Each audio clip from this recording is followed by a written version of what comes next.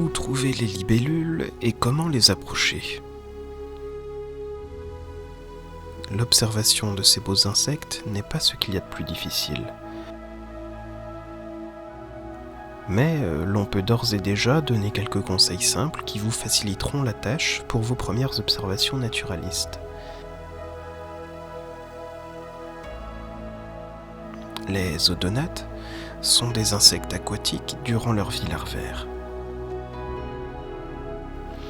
Ils restent néanmoins liés à ce milieu durant leur vie adulte. Certaines espèces, les mâles en particulier, peuvent toutefois s'extraire largement de ce milieu durant les mois d'été.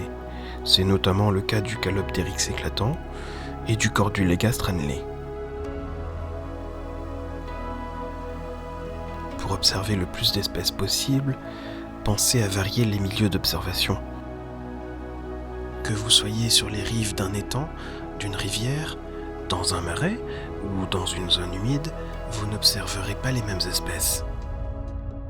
Les guides d'identification des espèces sont aussi une aide précieuse, voire indispensable, pour identifier correctement l'espèce et le sexe des spécimens rencontrés.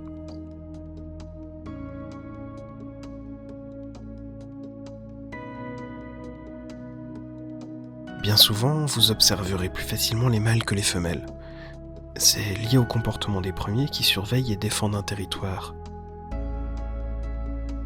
Ils se posent plus souvent en évidence sur une tige de laquelle ils peuvent observer l'ensemble de leur espace. Et puis, les mâles de certaines espèces adoptent un comportement patrouilleur, qui aide aussi à les repérer de loin. Les femelles, elles, restent davantage à l'abri dans les herbes hautes. L'utilisation de jumelles est souvent intéressante. En effet, certaines espèces, en particulier chez les demoiselles, s'envolent très vite dès que l'on s'approche et sont trop fines pour être bien identifiées à distance.